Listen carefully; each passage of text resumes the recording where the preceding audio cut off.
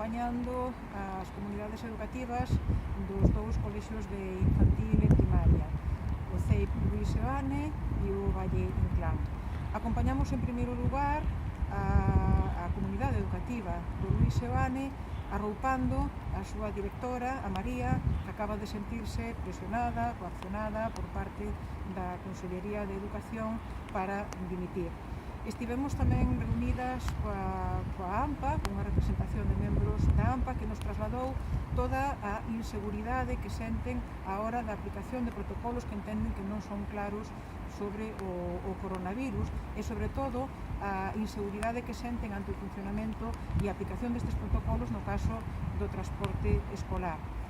A continuación tamén acompañamos as familias do Valle Inclán, tamén aquí do Concello de Oleiros, que nos transmitiron a súa preocupación polo que entenden que son deficiencias moi importantes neste centro.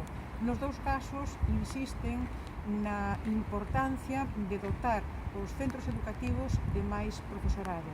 Profesorado reclamado polos seus equipos directivos, mas que aínda non chegou a estes centros e que impiden atender a propia seguridade sanitaria e tamén educativa do alumnado ao non ser posible facer os desdobres que son imprescindíveis.